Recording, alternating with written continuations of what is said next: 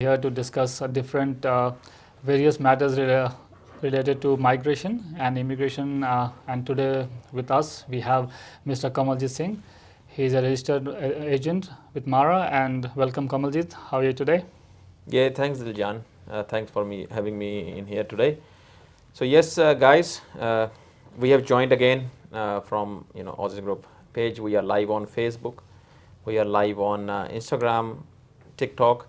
So if you got any questions in regards to your visa matters, which you believe is easy for you to share on the social media platform, we'll try our very best to address the concerns. So Diljan, today we have decided that we will be going live every Wednesday from 4:30 to 5:30. Diljan Singh will be taking all your questions which you are posting. We've got our team who's looking after your comments and will be posting those comments to us, and then we go from there. All right, thanks, Kamaljeet. It's always a pleasure having you, and it's always helpful for the clients because since they have been following us and they have a lot of them have had their questions answered, and very happy with what you have said, and they have basically got their matters solved, and we hope that it keeps, we keep going with this sort of a trend and go live every Wednesday as we are trying to do. And for now, before we wait for the comments to come in, and anyone can ask any questions regarding the immigration. It can be from any sort of visa category or any issues that you are facing in relation to your matters for migration. So as we wait for people to join in, I would just like to start with a general discussion. What we are seeing today nowadays is that there's a lot of visitor visa refusals which are coming, and even for those people or those candidates, those who have already been to Australia or those who did hold a visa very recently, they have been refused a visa based on different grounds. So just looking at the reasons, we would just like to ask Kamaljeet, so what do you think, what is the reason behind the unfortunate trend that is happening now? See, that's right, Diljan. We are focusing, and we have seen these kind of situations where a candidate has already been issued a visitor visa prior to COVID or during COVID, and while they were making a new applications for a new visa, their visa is being refused. Again, it's pretty, I don't know what department is thinking and why they are making those kind of decisions. Especially focusing on the visas where we are seeing nowadays that the candidate has been granted a visa on the basis of family sponsor. But again, when we are lodging a new visa applications on the basis of no sponsor required, we are getting the visa refused. So we can understand a little bit what the case officers are trying to do. They are trying to see that okay, maybe the candidate has got some other intentions in future to apply for any other for the visas in Australia. But on the other hand, they should also understand that the situations or the circumstances which the candidate was holding prior to their first visa, they should have been taken into consideration when the decision was made on the very first visa. Why those considerations are not taken in this particular decision. So with the refusals, according to my best understanding, guys, if you are coming up from a background where we are seeing that financial is one of those reasons which we should discuss, that candidates who are not showing enough financials to support their trip, we are seeing visitor visa refusals. Moreover, when it's coming towards, apart from financials, we are also focusing upon that some of the reasons are economic status of the state. Yep. So these are some of the reasons, guys. If you are having less age, that means you're pretty young, and you feel like you're applying for a visitor visa, and your visa is not being granted. Just give us 1 second. We've got a couple of comments coming through. So yeah, guys, if you are having any kind of questions, you can go on asking on the social media platforms. Our marketing team has already started posting questions. Our host Diljan Singh, again, he's himself a registered migration agent as well, but he's taken this opportunity to present or address himself as a host to this session. So this is one of the reasons, Diljan, we are seeing financials are not met. If they are met, we are also seeing the source of the fund is not justified to the case officer. Like people are showing big amounts in their banks. They are showing big amounts in their fixed deposits and stuff. but are pretty new sort of transactions being made into that particular account. That is one of the reasons as well where the visas is being refused. We are now more focusing on the reasons why it's being refused on the basis of finance. Yeah, that's right, guys. What we are just I was about to tell, put some information on this as well, because what we are seeing is whenever somebody or if a candidate is here to ask for some sort of advice regarding tourist visas, and the first question among the other questions is that how much fund should I show? So to be very clear, there is no as such fund requirement that needs to be shown. The case officer is more interested in the source of income, whether your family or the person himself is having a regular income which is pretty decent according to Indian economic standards. So they think that the person will be going back. So it's not about the amount, it's just a source of income. So if even if the amount is less, but your source of income or you're getting a monthly salary which is pretty high, should be good enough, rather than putting money in the bank account in one go and showing that you have a lot of funds. So moving on to the first question, there's Raju from Raju is asked a question saying that he's a Canadian PR and he has 7 years of experience as a carpenter, and he would like to know his PR pathways. See, yes, so Raju, again, we are seeing many candidates who are permanent residents or citizens, outside their normal birth country, for example. We have seen people who have migrated to countries like Canada, US, UK, and now they are planning to come to Australia on the permanent basis. Yes, if you have worked in such kind of a skill which is required in Australia, definitely there are chances. But moreover, we should also understand, guys, that when we are focusing on permanent residence pathways, candidate must again go through that process of getting your skill assessment, your points, and then waiting for the invitations. People are pretty confused that if we are holding a permanent residency of Canada, automatically will get the permanent residency of Australia. Australia, yeah. That's not the case in that case, in this situation, people.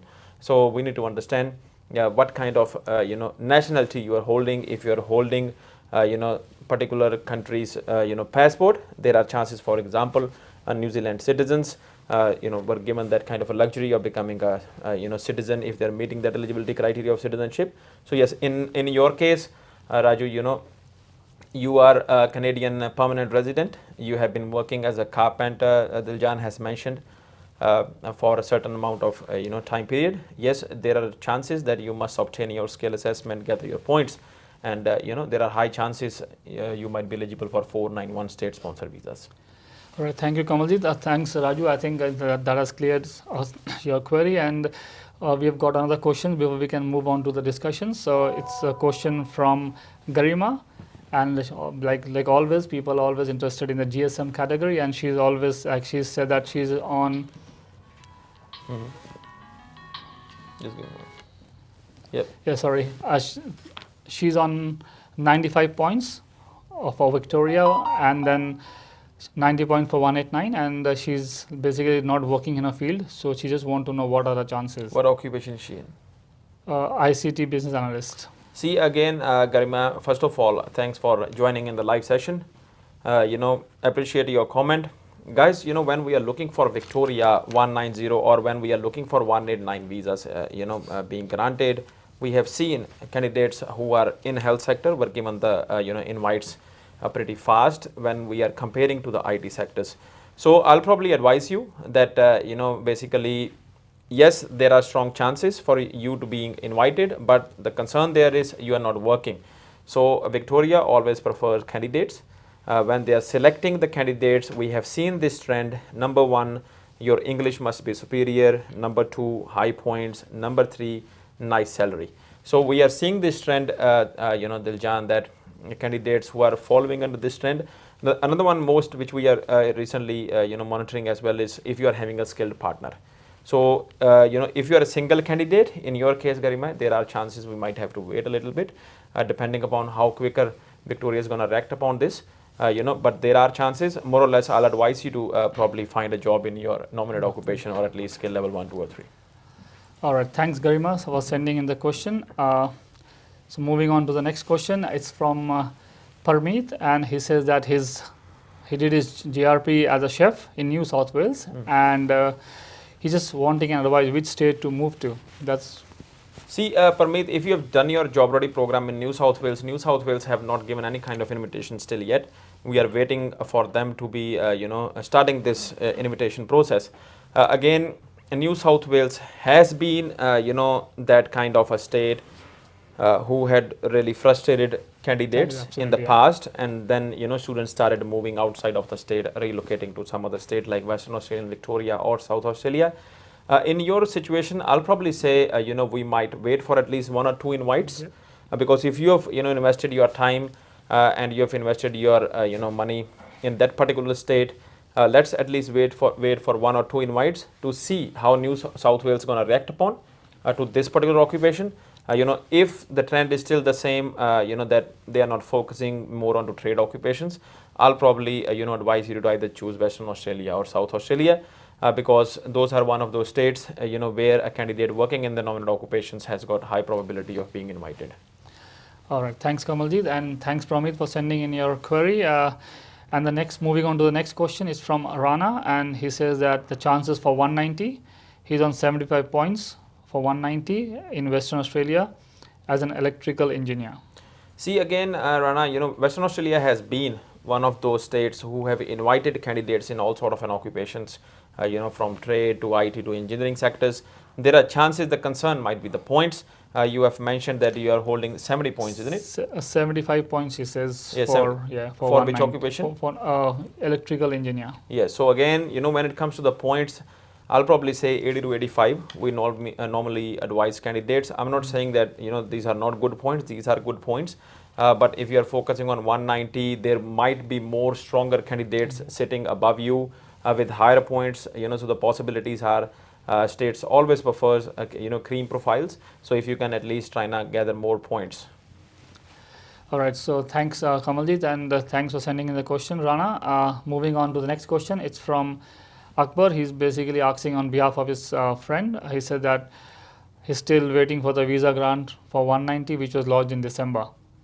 So yes, the case officer is assigned 3 months ago. No response as of yet. I think Diljan, he is referring to 189 because and there's a second question added to up, and what he says is that he's currently on a student visa and he applied for bridging and it was refused. What will be the next step? So I don't understand. So if he's already on a student visa, so which? Okay, let's sort out his first question first. I'll probably say Diljan, the visa which he may be referring, I'm not sure because we haven't seen it. He may be referring in regards to his 189 visa. 190. Yes, I think maybe misspelled it or something. Normally, yes, even if you have gone on to 190 visa itself, again we need to understand, guys, here that department is focusing and giving priority to the occupations which are more regarding into health sector. We have seen social workers, teachers being given the grant pretty quick. Considering if the case officer has been allocated and if he has requested for any further information from your side, and if you have already provided that information, we might be expecting an outcome soon. But keeping that thing in mind, we have seen a frustration going around to the applicants through this processing time. But we also need to understand these people that amount of invitations which were given last year, an amount of applications which have gone through the department, it's going to take a certain amount of time, before it can be finalized. So we are expecting around about at least 12 months for those kind of occupations which are not prioritized by the department. So in your case, if your occupation doesn't fall under the health sector, social worker, and all those kind of occupations, I'll probably say we might have to wait. And we go from there. In regards to his second question, information as Diljan is saying is incomplete. We prefer. Yeah, absolutely, because he said that he's on a student visa and then he said he's applied for a bridging visa. So I'm not sure what, I think maybe he was trying to say about whether he's applied for a bridging visa on his 190. See again, guys, it's not a clear. Yes, it's pretty unclear or incomplete question which has been requested. So I'll probably say, Diljan, let's. So just wait for the complete scenario to be answered, and then we can go on from there. And there's the next user, and he says that he's an ICT accounts manager. He's lodged his EOI for New South Wales and Victoria 190 at 75 points. Name of the candidate? Yeah, he doesn't mention his name. Okay, unknown name. Again, guys, That's okay, as long as he's gone on to watching us live. We are pretty happy. Absolutely. So again, guys, particular occupations. You have mentioned that you've submitted 190 and Victoria and 190 New South Wales. That's pretty questionable itself. Absolutely, yeah. Because the criteria of both the states cannot be met At the same time. at the same time. That's right. So I'm not sure, if your application is being dealt by a migration agent, or if some of your, Friend agents. friend agents, we call them, normally are assisting you in this matter. So I'll probably advise you, you just reassess your criteria and eligibility before, lodging your applications, because the last thing we want here is, Diljan, that a candidate being invited and then being refused. Yeah, absolutely. Especially when it comes to Victoria. They will be implementing 6 months of ban yeah. to the candidate if your nomination requirements are not satisfied. All right, thank you. Thank you, Kamaljeet, for answering that question. And like Kamaljeet had mentioned, so obviously you have to be living in that state to apply and meet the criteria. So since you have mentioned 2 states, you need to make sure that you are applying from the right state and the right criteria is met. And moving on to the next question is from Diljan Singh, and he said that, can we get 5 points for regional studies if we complete study on 485 via 485 SIA in Perth? I'm not sure what SIA means, but basically he's on TR is studying. So as long as you see, again, regional study refers to living and studying in a regional. So if your study is from regional, and you have lived in the regional, you would be eligible to claim those points. Depending upon what kind of studies you are doing and you are investing that kind of money and time. Yeah, but one more thing I would like to add, see, is there, to claim the points for regionals, does the person has to do the studies on a student visa, or it can be any visa? See, as long as the study is done, it doesn't really impact, what kind of visa we are holding. Okay. Yes, the student visa requirements are more or less coming on to, when Applying it's for focusing on skill assessment and all those kind of things. Okay. Yes, and if we are further going on to, yes, so as long as 2 years of studies is satisfied from regional, it should be fine. Okay. Thanks, Kamaljeet, and I hope, Gurjant, it's clear, and you have your question answered by Kamaljeet. And the next question is from Mr. Singh, and he says that, any scope for retail manager or supervisor with 1 year of experience in Australia from Canada? See, again, Mr. Singh, this particular occupation is not in that sort of priority occupation demand list. I'm not saying that it is, nor it is, but when we are considering the benefit or we can say the priority given to those occupations, a retail manager or retail buyer is not those kind of occupations where candidates will get the invites first. So I'll probably say, in your case, if you want to proceed, we can lodge the applications and wait for the state to be invited. A preferred state, I'll probably say, if you're outside Australia, Western Australia, South Australia, Northern Territory are one of those good states who have invited candidates from outside Australia as well. Victoria has been one of them as well, but they are more focusing on skilled candidates. Absolutely.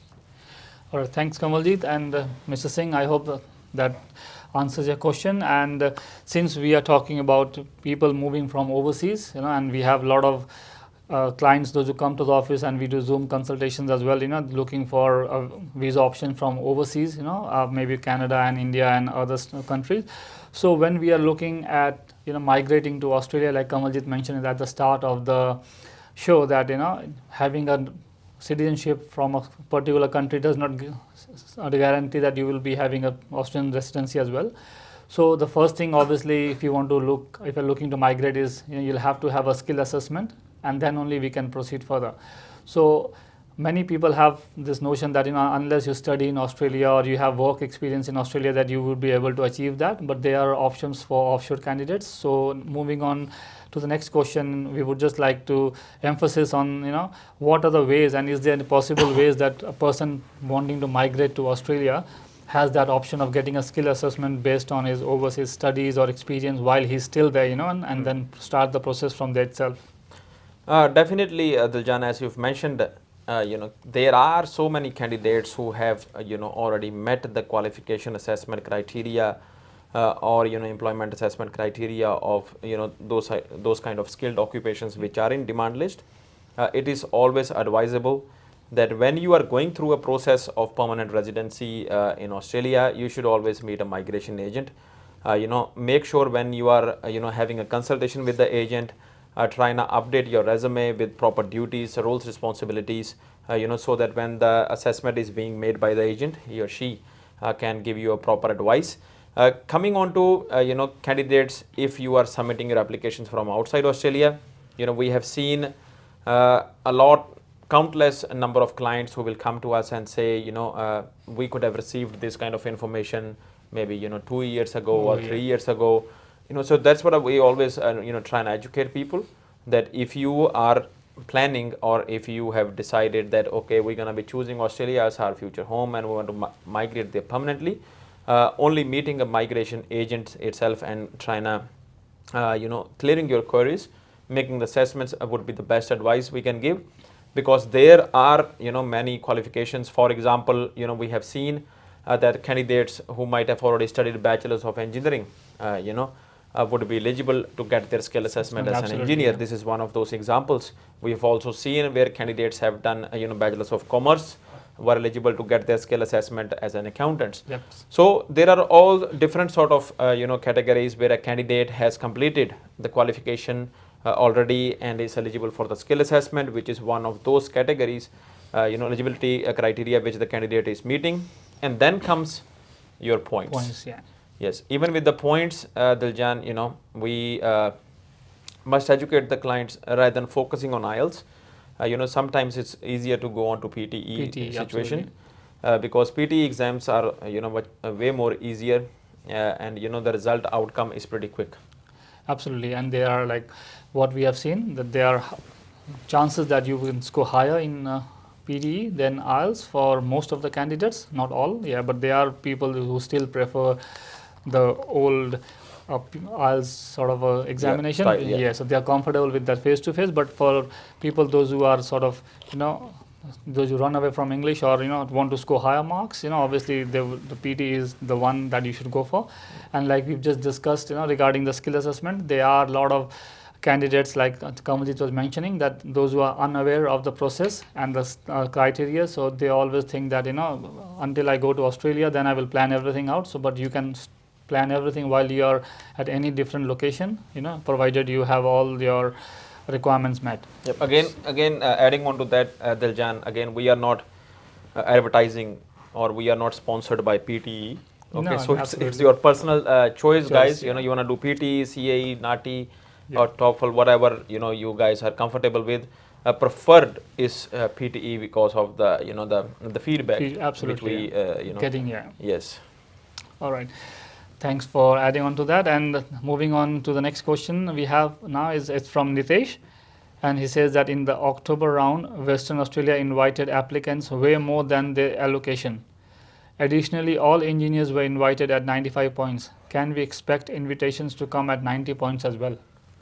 See, Nitesh, again, it's not surprising, because even with the last financial year, we have seen Western Australia, they already used your seats and they requested from the department for additional seats. Moreover, coming back onto the points, there are chances, because again, it was the first, of those invitations which are happening in this financial year. Always when those financial year are ended, then couple of months have gone past and then you are being invited. So yes, the ratio of being invited or the point where it stops, the invitation stops, it's always going to stick to highest points. So there are chances with the 90 points. I'll probably say stay in Western Australia. There might be good news coming for you soon as well.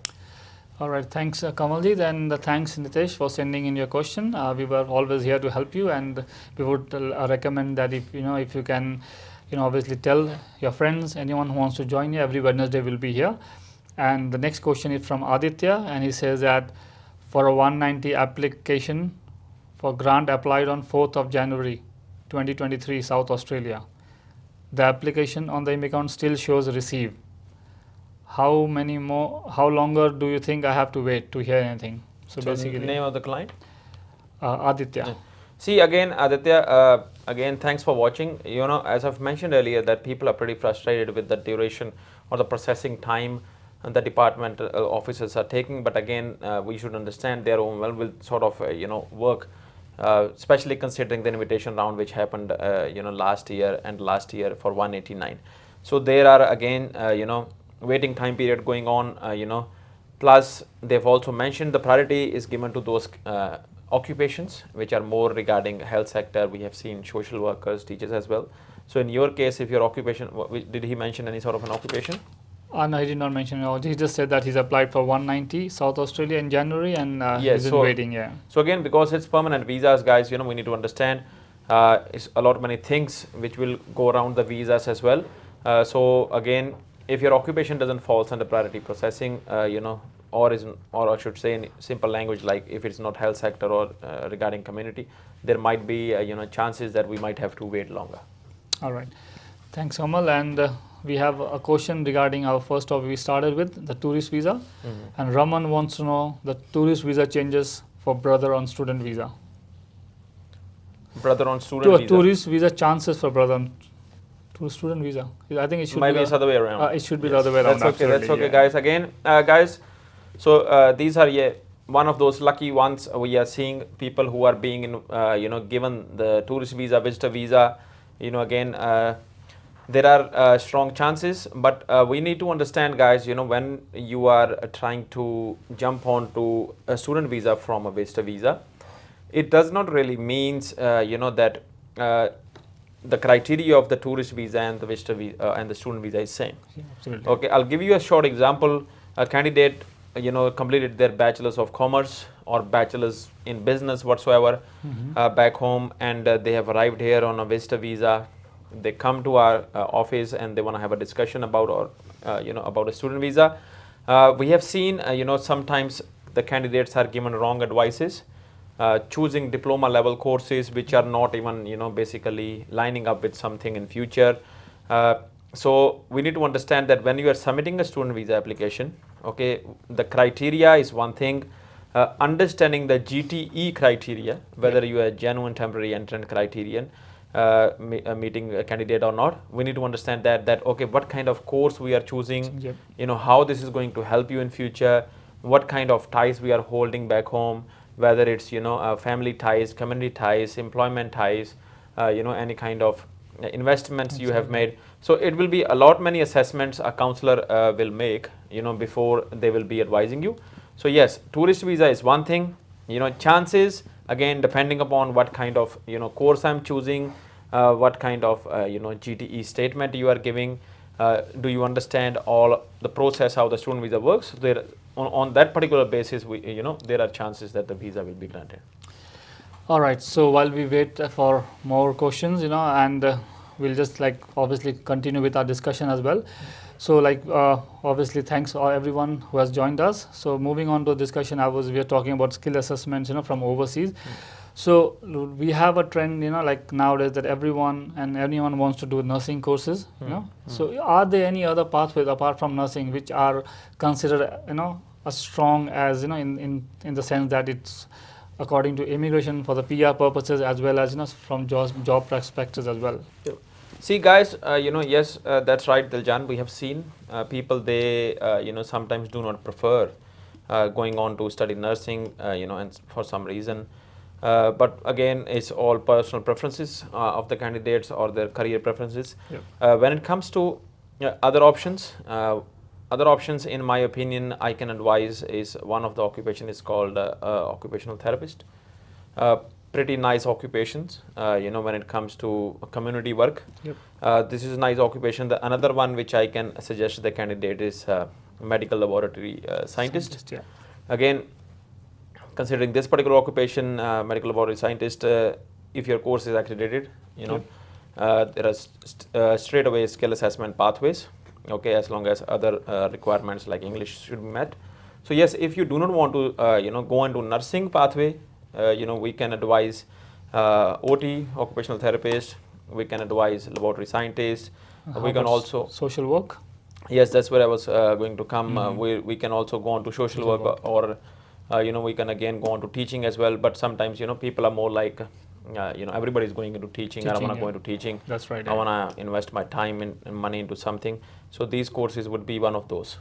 Yeah, absolutely, guys. So obviously, most preferred choices for people are that, you know, once you finish your qualification, you get straight away, you get the skill assessment without any sort of experience required. That is why it is more preferred, and apart from that, obviously it is in the priority list. So that is the thing. So like we have mentioned, Kamaljeet, he mentioned that about the other options. You can obviously do your research, and like we are talking about the medical laboratory scientist, and the OT and the social work. So that are all very good occupations and in demand as well. So you can look for either of them.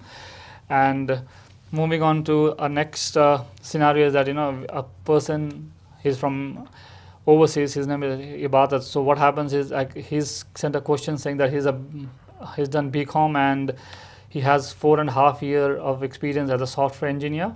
So looking for options. So what do you think? Will he be able to get a skill assessment, or what are some other pathways like visa options for employer sponsor or GSM or any other options for him? See, again, skill assessment, Diljan, it's going to be a question mark, because your background doesn't comes from IT, but we are working in IT sector. There are pathways which should be discussed with the migration agent. Going on to discussing the employer sponsor or GSM pathways. GSM pathways will require skill assessment, which is mandatory. But the employer sponsors pathways are more like requires 2 years of work experience. So in this particular scenario, I'll probably say employer sponsor visa is possible if again you are working in IT sector, huge demand in Australia as well. We have seen candidates being sponsored by Australian employers. So there are chances we better prefer going on to 482 visas. All right. So since we have moved on to the employer sponsored visa, so can you just like put a sort of a detailed thing, like what are the visa categories and what are the major differences in both of them? Yes, see, again, Diljan, moving on to employer sponsors, we need to understand that first of all you must require an employer. So what visa we are referring to here is 482, 186, 494, or 187 if your applications are still in process. So again, all these visas will require nomination applications. That means you must be nominated by an employer for that particular occupation. What I need to educate the candidates here is, when you are going through an employer sponsor, we must understand this, that employer sponsor must satisfy a criteria which will be focusing on number one, whether they are financially capable. Number two, do they really require that particular occupation in that workshop or any kind of their workplace. Number three, does the department has any kind of adverse information which they believe can affect your nomination applications. Normally when we are talking about adverse information is more or less what they have provided to the department, or if department has come through any kind of a requirement or any kind of complaint, you can say, might be dealing with fair work or anything where they believe this particular employer is not genuine. So yes, the requirement which I mentioned, the number one, whether that a position is genuine or not, is pretty critical, because let's take an example. If you are applying for a as a motor mechanic in McDonald's, like basically it doesn't even make any kind of a sense. Okay, so we need to understand the industry, understand the scale, what kind of scope that particular occupation is holding that in that workplace. So it's a lot many things which employer need to sit down and understand before they sponsor candidates, and then we go on to ahead discussing the employer sponsor visas, which is more what we have spoken about is employer regarding situation. Moving on to visa regarding situation is all about work experience, skill assessment, your English requirements. So if you are able to satisfy those, which are major apart from again character requirements and health and all those kind of things, most of the visas are pretty straightforward. So there are chances, if you've got a employer who's financially capable, no adverse information, there is a genuine need, can't find Australian PR citizen, we can go with the employer sponsor visa. All right, thanks Kamaljeet, that was very informative, and I hope it has given you a lot of insight into that employer sponsored visas. And if you have more queries or questions, you can obviously call us or visit office, make an appointment, and we would be more than happy to help you. Moving on to our next question, it's from Alex, and he says that he's an engineer technologist, 80 points, how about 491, and he's in a skill level 2 job with a 79K package. See, I am assuming Diljan Alex is in Victoria. Is his Victoria? Yeah. Yes. So yeah. Again, Alex, when it comes to Victoria, you know, you have gone to choosing the visa, which is 491, which is a very good preference in your case because you understand your points are not that high. Yeah, absolutely. Given that your package is not too bad, I'll probably say there are chances for you to be being invited for 491. All right, thanks Kamaljeet, and thanks Alex for that. So like we were discussing about, you know, other visas, like we started with the visitor visa. So can you basically, there are like a lot of people, those who are, you know, they call up, but they are on temporary visas, like a student visa or a 485 visa, and they just call us and say, I want to sponsor my brother, you know, or I want to do the family sponsored. So can you just educate them, you know, so what are the difference and who is eligible to be become a sponsor in that sense? Yeah. With visitor visa, guys, we need to understand you must be PR citizen. Yeah. You know, to sponsor your family member. Yes, as Diljan mentioned, you know, yes, they are, you know, having this terminology being used that, okay, I want to sponsor my parents or I want to sponsor my, if you're on a temporary visa, you can't basically sponsor. Yes, you can try and, you know, satisfy the case officer, providing them with the documents from your side that this is what it is, you know, this is what we are planning, allow my parents to visit here, you know, it might be a newborn baby coming soon or you know, any kind of ceremony, you might have completed your studies, you want to go into this graduation ceremony as well. So yes, there are reasons, but when it comes to sponsor, you cannot sponsor. So being cautioned onto that, if you're submitting your visa applications, it's pretty you know, critical that what kind of visa applications you are lodging when it comes to visitor visa. If you have lodged a wrong visitor visa application type, you know, there are chances that, I must say, there are not chances, there are high chances, you know, your visa being refused. Yes. Thanks Kamaljeet, thanks for that. And like if we move on, you know, like we're discussing with immigration matters, so have you heard already any like recent updates that are coming through, or they're planning to do some major updates or something which has happened recently? So any update which you remember? See, recently, Diljan, as we saw this Cricket World Cup match yesterday, you know, Netherlands beats South Africa, which was an upset. Yeah. So immigration has done the similar things with students. Yeah. Okay, they have really got most of us upset. Okay, why we are again, guys, saying this is because, you know, going back into 2018 and stuff, where, you know, every month we were seeing candidates were being invited for 189. You know, normally we used to see on 11th, everybody was excited about getting invitations. Now a question mark has risen upon, you know, because this you know, political sort of a statement is being made that why so many people are being invited, but we need to understand that Australia still need migrants. Yes. Now again, what I normally advise my clients is that when we are looking for PR pathways, or if you are planning to get migrated to Australia, try not to you know, choose the state which is already overcrowded. Okay, that is the last mistake you'll be making, because if you are already moving into those kind of states which are overcrowded, you know, there are chances that the requirements of the permanent residency will be higher. Absolutely. Okay, and the competition will be higher. So yes, immigration, you know, department does make changes. The policies have to be updated to keep up with the market and economic status of the country. But keeping that thing in mind, it's our responsibility to understand when we are investing our money and time, we must be investing in a state you know, where we believe, okay, you know, I might have to struggle a little bit, but there are chances in future I might be securing a good job, you know, permanent residency easier than all other states, you know, if compared to, you know, for example, South Australia and Victoria. Yes, Victoria, very nice. Melbourne, livable city of the world, you know. South Australia, you know, you go there, we've seen candidates saying, you know, everybody is sleeping at night, you know, there's no nightlife. But the thing, that is not the question. Yes, we are here, we need to understand we are here to study, you know, make sure you're investing your time to obtain that knowledge which is going to be beneficial to you in future in securing a job, okay, plus permanent residency. So South Australia, you know, would be, or Western Australia as well, can be. Northern Territory is one of those as well. So yes, all, you know, it's very easy to blame the department, you know, because we just want to come up with any kind of an excuse, telling that okay, immigration is making the law strict, you know, immigration is doing that, immigration is doing this. But on the other hand, we do not want to come outside from our comfort zone. Absolutely. You know, we have seen candidates, you know, working, sleeping, you know. So we don't want to go into this kind of situation if you are looking for PR options in future.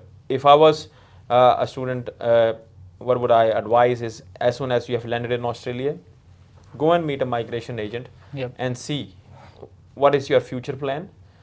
Plus, if you have studied back home, you know, do you think that that particular kind of study is going to help me already here or not?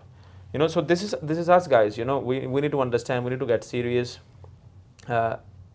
Wasting time trying to make money, you know, and all those kind of things. Yes, you know, you can make money, but remember, if the time is gone, you know, this is how the point system work. You know, with especially with the age category, guys. You know, if the time is gone, the age is never gonna go back. Once you turn 33, that's it. You know, we've lost our points there. So it's always, we need to understand that, guys. You know, when you are investing your time and money, make sure, you know, as soon as you land in Australia, come and meet a migration agent, have a discussion with him that what do you advise my future plan in Australia, because my goal here is permanent residency.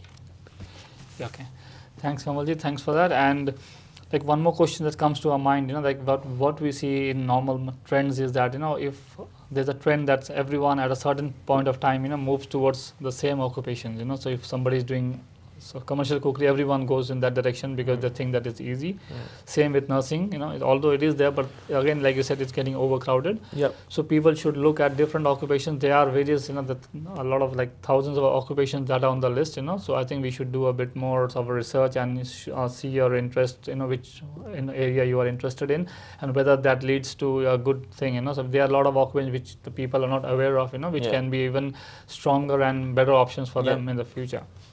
All right, so we have a couple of more questions before we end today, and the next question I would be taking is from Tushant. He's saying telecommunication network planner, 70 points, any chance for 189?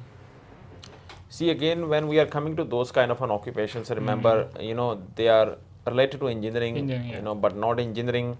So, you know, the invitations which when they are given, you know, we always advise to go with state sponsor. You know, because when it comes to 189 occupations, we need to understand the department now are going to focus again only on health. Yeah, so he's followed up that question saying that he's in Queensland. So should he go for 491 or 190 in Queensland? See, I'll probably say if you're meeting the criteria of Queensland, you know, go for 190. If you believe your points are less, you know, if the 70 points are including the state points, then definitely your points are less. You know, we might have to stick with 491. Best advice I would be that if you are not able to increase your points, go with the backup as well. That if you can do something else about it, you know, because sometimes we have seen people will try and get greedy and focus only on 189 and 190, and they will totally forget about 491, and then, you know, we are all wasting our 485 visas and all those kind of things, and then we are left with no you know, other visa options. That's right. All right, thanks, that was very informative, and I hope, Tushant, that's answered your query. And apart from that, what we would like to discuss now is, I think it's almost time to finish now, and would you like to say anything or what are the topic for next week, or anything else that, you know, we can conclude today? See, again, guys, you know, I'll probably advise you that number one, if you are on a student visa, you know, stay up to date with the migration policies. Try and understand your 6 months of goal from today onwards, understanding that whether this particular plan is going to work out or not. If it is not going to work out, what are my backups? Number two, you know, stop wasting time on, you know, focusing that, okay, I will, you know, do this thing after 6 months, or I will do this thing, you know, after 10 months or whatsoever.